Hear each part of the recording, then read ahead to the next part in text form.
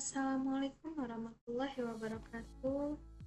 Perkenalkan, saya Ika Melidia Safitri. Saya akan menjelaskan bagaimana konsep pendidikan anak menurut perspektif filsafat Abdullah Nasiruddin.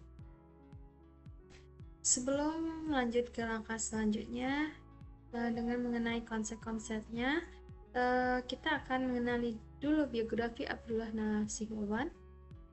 Abdullah Nasution lahir pada tahun 1928 Masehi, 1346 Hijriah di Qadi Askar Badalhab, Suriah. Ayahnya bernama Syekh Syed Uwal, seorang ulama dan tabib terkenal. Abdullah Nasution meninggal pada tanggal 29 Agustus 1987 Masehi, 5 Muharram 1408 Hijriah di Jeddah, Arab Saudi. Riwayat pendidikan Abdullah Nasution. Pendidikan ibtidaiyah di Bandar Haib selesai pada tahun 1943. Selanjutnya Tanasyah Syariah selesai pada tahun 1949. Selanjutnya melanjutkan studi di Universitas Al-Azhar di Mesir, Fakultas Uhud. Selanjutnya melanjutkan pendidikan di jurusan pendidikan tahun 1954.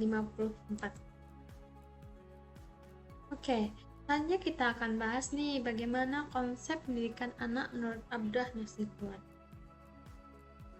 Oke, yang pertama, menurut tujuan pendidikan anak dalam Islam menurut Abdullah Nasution, yang pertama yaitu menanamkan keimanan yang benar. Selanjutnya membangun akhlak mulia dan moral yang baik. Selanjutnya menyiapkan anak yang sehat jasmania. Selanjutnya mengembangkan kecerdasan intelektual anak. Selanjutnya membentuk jiwa yang bersih dan penuh kasih sayang. Selanjutnya menanamkan kecerdasan sosial dan kepedulian terhadap sesama. Oke. Ada beberapa metode pendidikan anak dalam Islam. Yang pertama, pendidikan dengan teladan.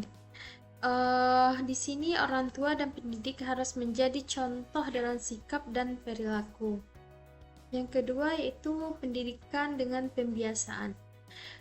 Pendidikan dengan pembiasaan ini membiasakan anak dengan perilaku baik sejak dini, seperti ibadah dan adab.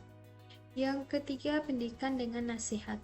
Pendidikan dengan nasihat ini yaitu memberikan arahan dan motivasi yang baik sesuai usia anak. Selanjutnya yaitu pendidikan dengan pengawasan. Pendidikan dengan pengawasan ini mengontrol lingkungan, pergaulan, dan aktivitas anak. Selanjutnya pendidikan dengan hukuman. Hukuman diberikan secara bertahap, tidak berlebihan, dan bertujuan mendidik. Oke, selanjutnya itu ada kurikulum pendidikan anak dalam Islam. Yang pertama yaitu pendidikan keimanan. Dalam pendidikan keimanan ini mengajarkan dasar-dasar akidah, rukun Islam, dan rukun iman sejak kecil. Yang kedua yaitu pendidikan moral dan akhlak. Pendidikan moral dan akhlak ini membiasakan anak berperilaku baik, jujur, sabar, dan sopan. Yang ketiga yaitu pendidikan jasmani. Pendidikan jasmani ini yaitu memberikan pola makan sehat, olahraga, dan menjaga kebersihan. Selanjutnya yaitu pendidikan akal. Pendidikan akal ini mendorong anak untuk berpikir kritis dan mencintai ilmu pengetahuan. Selanjutnya yaitu pendidikan sosial. Pendidikan sosial ini yaitu menanamkan kepedulian terhadap keluarga, teman, dan masyarakat. Oke, selanjutnya peran lembaga dalam pendidikan anak. Yang pertama yaitu tentunya ada keluarga. Lembaga pendidikan pertama dan utama bagi anak yaitu adalah keluarga. Yang kedua, sekolah atau madrasah. Ini merupakan menyediakan lingkungan akademik yang Islami. Yang ketiga, masjid. sebagai tempat pembelajaran agama dan penguatan spiritual. Yang keempat yaitu lingkungan pergaulan. Lingkungan pergaulan yaitu termasuk orang tua harus memilih teman yang baik untuk anak karena ini sangat mempengaruhi. Oke, selanjutnya yaitu prinsip-prinsip pendidikan anak. Yang pertama yaitu ada mendidik dengan kasih sayang dan kelembutan. Yang kedua, menghindari kekerasan dalam mendidik anak. Yang tiga, menanamkan kedisiplinan tanpa mengekang.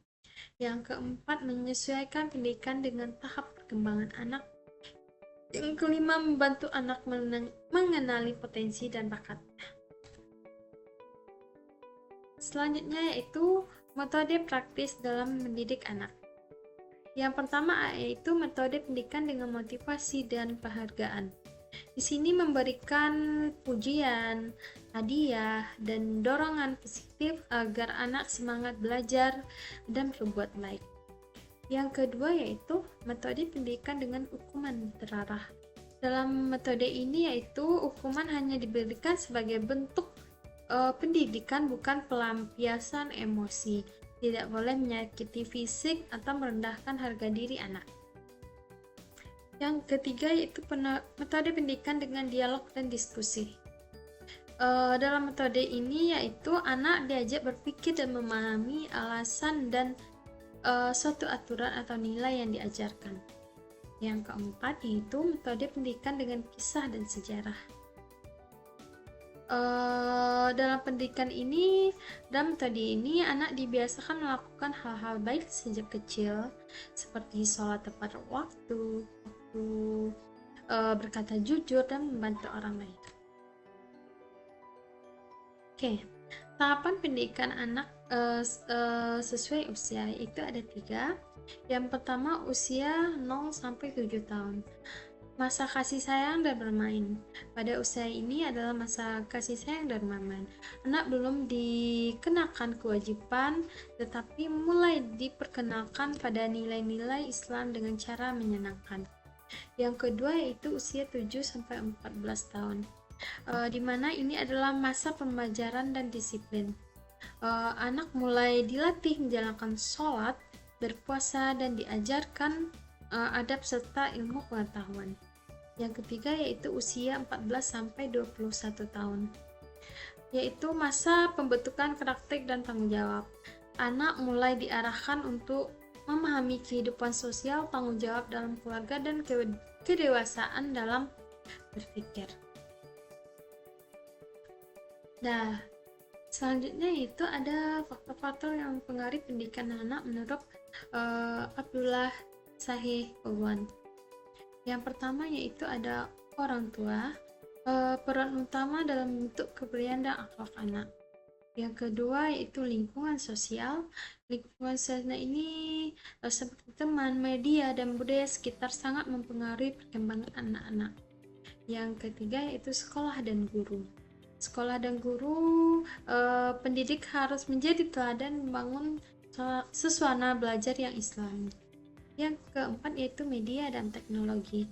Penggunaan media sosial dan teknologi harus diawasi agar tidak merusak akhlak anak. Nah, selanjutnya bahaya yang harus dihindari dalam pendidikan anak menurut Abdullah Shahih Ulwan. Yang pertama itu pengaruh buruk dari pergaulan yang salah. Yang kedua itu tontonan yang tidak mendidik, film media sosial dan game berlebihan. Yang ketiga kurangnya kontrol dari orang tua dalam mendidikan anak. Yang empat metode pendidikan yang tidak atau terlalu memanjakan anak. Oke. Baik, mungkin itu sekian penjelasan dari saya mengenai konsep pendidikan anak menurut perspektif Abdullah Shahih Ulwan. Jika terdapat kesalahan dan kekhilafan saya mohon maaf. Saya akhiri. Assalamualaikum warahmatullahi wabarakatuh.